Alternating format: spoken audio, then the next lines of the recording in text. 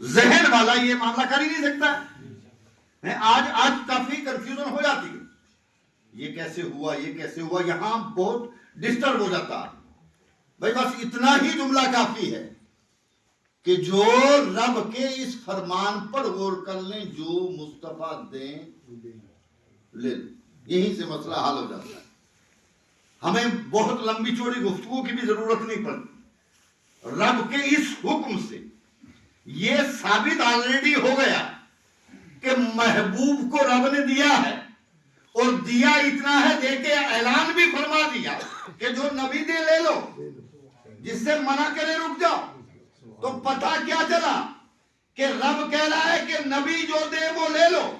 تو جس نبی کے لیے رب کہہ رہا ہے کہ جو میرا محبوب عطا کر دے اسے لے لو، تو سمجھ میں یہ آ گئی کہ رب نے اپنے محبوب کو اتنا اختیار عطا کیا ہے، اتنا عطا کر دیا ہے کہ رب نے کوئی قید نہیں لگائی کہ نبی سے نماز کا معاملہ سیکھ لو۔ رب نے یہ قید نہیں لگائی کہ تم نبی سے نبی والا فلاں مسائل میں پوچھ لو، بلکہ کھلے آپ فرما دیا اور ایک دم کہہ دیا جو مصطفیٰ دے لے لو۔ تو مطلب کیا ہوا کہ اللہ نے اپنے محبوب کو ہر طرح کا اختیار عطا فرمایا۔ نبی کا اختیار اتنا بلند ہے، اتنا معتبر ہے، اتنا بڑا ہے، جو محبوب دے لے لو، جس سے منع کریں رک جاؤ۔ بس انہیں جملوں پر رہیں۔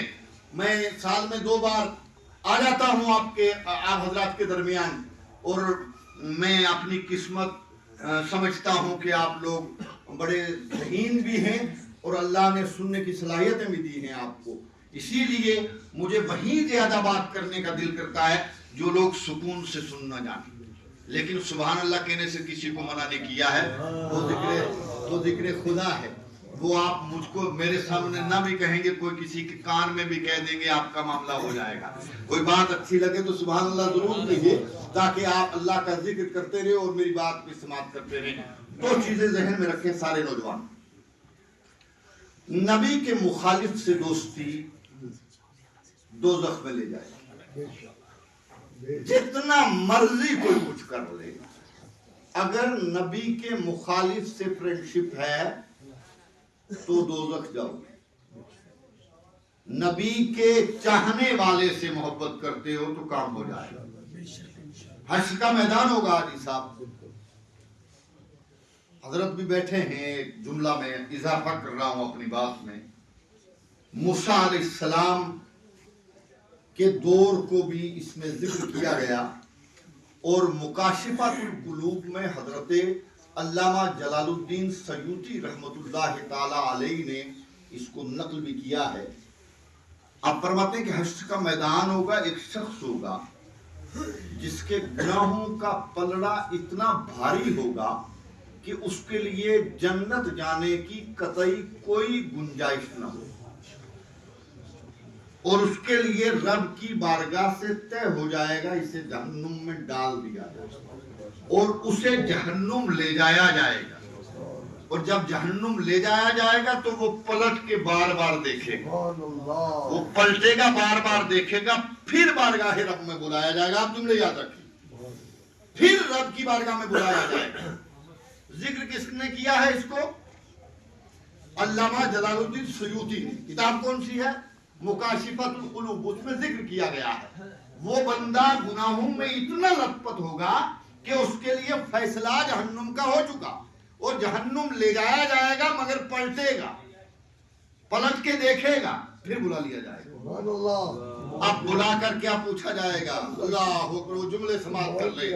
بلا کے یہ پوچھا جائے گا کہ تیری دنیا میں کسی عالم سے دوستی تھی؟ کیا تھا؟ کسی عالم دین سے دوستی تھی؟ وہ بارگاہ رب میں عرض کرے گا مولا نہیں۔ پھر پوچھا جائے گا کسی عالم دین کے دوست سے دوستی تھی؟ تب وہ عرض کرے گا ہاں مولا، ایک عالم تھا، اس کا ایک دوست تھا، اس سے میری دوستی تھی۔ رب فرمائے گا اسی کے صدقے میں اسے بخش۔ دوستی کرنی ہے نا تو وہ کسی ایسے سے کرو جو کام آ جائے، ایسی دوستیاں نہ کرو جو آپ کو ناکام کر دیں۔ یہ دنیا 4 دن کی ہے، رب جب چاہے جان لے لے، یہ اس کی امانت ہے، وہ جب چاہے لے جائے۔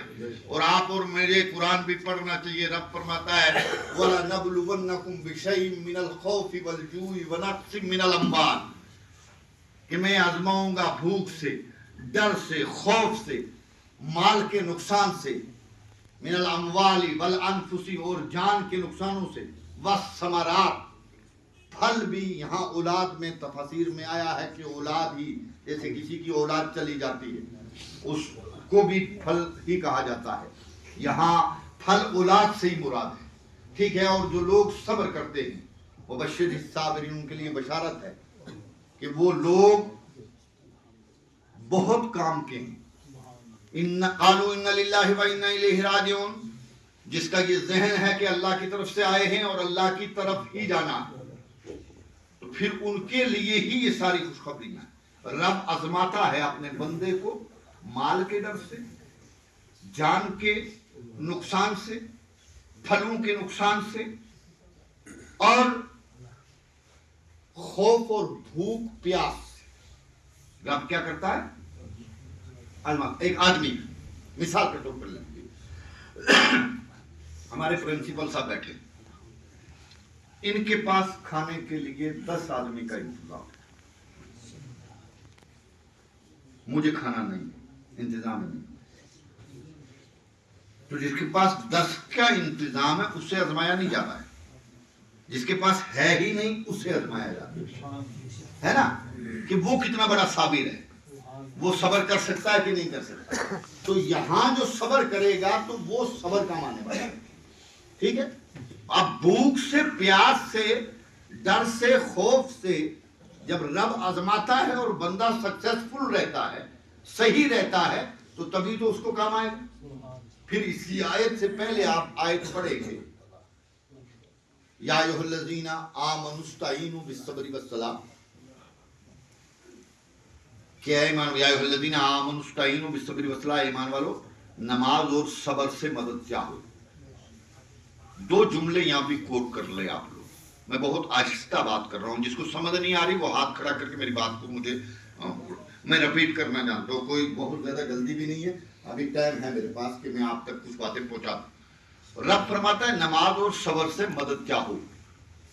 آج کالجز، یونیورسٹیز یا ایجوکیشن ڈپارٹمنٹ سے تعلق رکھنے والے لوگوں کو چند مسائل پر کنفیوز کر دیا جاتا ہے، اور اس میں ایک لفظ کہا جاتا ہے مانگو صرف اللہ سے، غیر اللہ سے مانگنا جائز نہیں۔ یہ لفظ ہے کہ نہیں؟ یہ زیادہ چل رہا ہے کہ نہیں چل رہا ہے؟ کبھی یوٹیوب پر، کبھی، یعنی ہر طرح کے لوگ موجود ہیں، دنیا ہر طرح کے لوگ موجود ہیں، کیونکہ میرے سرکار نے فرمایا نا کہ میری امت میں 73 فرقے ہوں گے، قوم بنی اسرائیل میں 72 فرقہ ہوا ہے، میری امت میں 73 فرقے ہوں گے، کلہم فی النار الا ملۃ واحدہ ما انا علیہ واصحابی، ایک ہی جنتی ہوگا جو وہ میرے اور میرے صحابہ کے قول پر چلے گا۔ یہ سرکار کی حدیث۔ اب وہ باقی تو جنتی نہیں ہے، میرے سرکار نے کہہ دیا، مصطفیٰ کی بات تو ٹل نہیں سکتی ہے نا، جن کے صدقے میں کائنات بنی، جن کے معاملات ایسے ہیں کہ رب کریم کائنات کو ان کے لیے پیدا فرماتا ہے، ساری کائنات کو اللہ نے بنایا، تو ان کا جو معاملہ وہ بڑا الگ ہے۔ تو میرے سرکار نے واضح کہہ دیا کہ جو میرے اور میرے صحابہ کے قول پر چلے گا وہ جنتی ہوگا۔ اب میں یہاں دعویٰ نہیں کر سکتا ہوں، لیکن ایک طرح سے کر بھی سکتا ہوں۔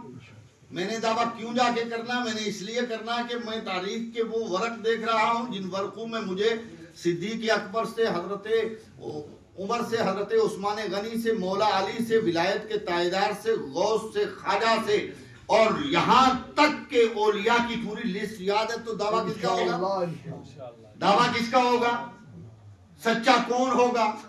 صحیح راستے پر کون ہوگا؟ قرآن شریف کی ایک آیت ہے اہدنا الصراط المستقیم، اس کو آپ پڑھتے ہو ہر نماز میں کہ مولا ہمیں سیدھا راستہ دکھا، سیدھا راستہ چلا۔ اب سیدھا راستہ کیسے چلنا ہے؟ کچھ لوگوں نے دکھا کر کے اس کا ترجمہ کیا ہے، وہ بھی غلط کیا، اور کچھ لوگ کنفیوز ہیں، انہوں نے پڑھا ہے لیکن پڑھنے کے بعد رب نے انہیں قبول نہیں کیا ہے، اب اس قبولیت کے لیے بھی ضروری نہیں ہے کہ آپ کی نمازیں سارے قبول ہو جائیں. نماز کب ہے بھائی؟ نماز کب فرض ہوئی؟ یاد ہے؟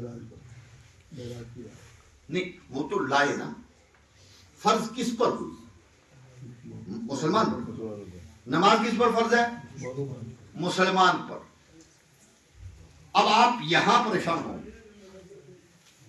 نماز تو مسلمان پر فرض ہے. آپ کہیں گے مولانا نماز مسلمان پر فرض ہے، مسجد مسلمان بناتا ہے، یہاں طرح طرح کی مسجدیں ہیں، ہر جگہ مولوی تقریر کرتے ہیں، واعظ کرتے ہیں، قرآن پڑھتے ہیں، نصیحت کرتے ہیں، مسئلہ مسائل بیان کرتے ہیں، تو آپ کون سی تقریر کر رہے ہیں؟ تو پھر آپ قرآن کیوں نہیں پڑھتے؟ قرآن ہی نے تو کہا یضل بہ کثیرا ویہدی بہ کثیرا، کہ کچھ لوگ قرآن پڑھ کے ہدایت پاتے ہیں، کچھ گمراہ ہو جاتے ہیں. بے شک. تو یہاں مولوی کا مسئلہ ہی کیا ہے بھائی؟ اب آپ آئیے قرآن شریف ہی کی طرف جائیے. قرآن شریف کا پارہ ہے 29واں. کون سا پارہ ہے؟ ذرا زور سے بول لیجیے. کون سا پارہ ہے؟ 29 پارہ ہے. سورہ نون والقلم. کون سی سورت ہے؟ سورہ نون والقلم. ایک شخص تھا ولید بن مغیرہ، یہی واقعہ ہے ولید بن مغیرہ. ولید بن مغیرہ ایک شخص تھا، اس نے اللہ کے رسول صلی اللہ علیہ وسلم کو معاذ اللہ دیوانہ پاگل بول دیا، مجنون بولا. کیا بولا؟ کیا بولا؟ سرکار کو مجنون. اللہ نے اس کے اسی آیت کے آگے جہاں اس نے نبی کریم صلی اللہ علیہ وسلم کے لیے لفظ مجنون کہا، اسی آیت کے آگے اللہ نے اس کے 9-10 عیب گنائے. کتنے؟ 9-10 عیب گنائے. اور جو آخری تھا وہ بڑا سخت تھا. وہ یہ تھا پرنسپل صاحب، رب فرماتا ہے اُتُلِّمْ بَعْدَ ذَلِكَ ذَنِيمٌ، کہ یہ حرام کا ہے. بے شک بے شک. کون ہے؟ حرام کا ہے. بولیے جملہ بولیے. کون ہے؟ حرام کا ہے. کوئی بھی ترجمہ اٹھا کے دیکھیے، تمام لغات اٹھا لیجئے، ہر مفسر کی تفسیر دیکھ لیجئے، ہر مولوی کی ایکٹیویٹی چیک کیجئے، تمام مکاتب فکر کے مولویوں کو جمع کیجئے، ترجمہ کیا آئے گا؟ اُتُلِّمْ بَعْدَ ذَلِكَ ذَنِيمٌ. تو ایک ہی ترجمہ ہے کہ یہ حرام کا ہے. کیا ہے؟ حرام کا ہے. حرام زادہ ہے. اور حرام زادہ کون ہوتا ہے بھائی؟ اس کا باپ کے بغیر جو ہوتا ہے، جو بن باپ کے ہو، میرے باپ. جس کی ماں نے منہ کالا کر لیا ہو، بے شک وہ حرام کا ہوتا ہے. بے شک. یہ میں نے کہا اُتُلِّمْ بَعْدَ ذَلِكَ ذَنِيمٌ، یہ قرآن کی آیت ہے کہ نہیں ہے؟ قرآن ہے. ہے. اور یہ کیوں کہا گیا؟ محبوب کی گستاخی کرنے پر. بے شک. تو مجھے آپ کو پریشان ہونے کی ضرورت کیا ہے؟ یہ دیکھنے کی کیا ضرورت ہے فلاں مولوی نے داڑھی رکھی ہے، رومال پہنی ہے، ٹوپی لگائی ہے، تقریر کر رہا ہے؟ یہ دیکھو کہ یہ ولید بن مغیرہ کی سائیڈ والا تو نہیں ہے. بے شک. یہ دیکھ. ضروری نہیں ہے کہ ہر داڑھی ٹوپی والا آپ کے کام آ رہا ہو. ہاں یہاں گستاخ بھی پلتے ہیں، مگر جب بندے کو اللہ ہدایت نصیب کرتا ہے وہ اس کے محبوب کی عظمتوں کو بحال رکھتا ہے. ہے نا؟ اس کے محبوب کی عظمتوں کو. اب میں نے قرآن سے آپ کو واقعہ سنایا ہے کہ ولید بن مغیرہ کا واقعہ سورہ نون والقلم میں ہے. تمام مکتب فکر کے قرآن پاک کے ترجمہ جمع کیجئے، جمع کرنے کے بعد ہر ایک مولوی کا ترجمہ کیجئے. کوئی مولوی کہیں نہیں جا سکتا بچ کے. یہی معنی آئے گا کہ وہ بندہ جو نبی کا گستاخ ہو، وہ باپ کا بھی نہیں.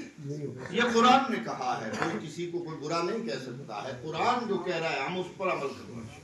آپ لوگ کہتے ہیں نا قرآن پر عمل کرو، بخاری پر عمل کرو، تو یہاں قرآن پر کئی سارے کر ہی نہیں رہے ہیں. تو سمجھ میں کیا آیا کہ مصطفیٰ کو اختیار کس نے دیا؟ رب نے. رب نے کیا کہا؟ جو مصطفیٰ دے لے لو، جس سے منع کرے رک جاؤ. اور کوئی کھڑا ہو کے بدبخت کہہ دے کہ مصطفیٰ کچھ نہیں دے سکتے، معاذ اللہ مصطفیٰ کے پاس ہے ہی کچھ نہیں ہے۔ ایک طرف قرآن کہہ رہا ہے دے نبی تو لے لو، منع کرے تو رک جاؤ، اور دوسری طرف قرآن کہہ رہا ہے کہ نبی کی عظمتوں کو چیلنج کرنے والا اپنے باپ کا بیٹا نہیں ہو سکتا ہے، تو فیصلہ کر لینا چاہیے جس نے مصطفیٰ کے اختیار کو ایکسپٹ کیا وہ حلالی، وہ مکمل ہے بندہ۔ انشاءاللہ تو لہذا نبی کی عظمتیں بحال رکھنا یہ میرے لیے آپ کے لیے ضروری ہے۔ انشاءاللہ یہ بھائی صاحب کیا کر رہے ہیں؟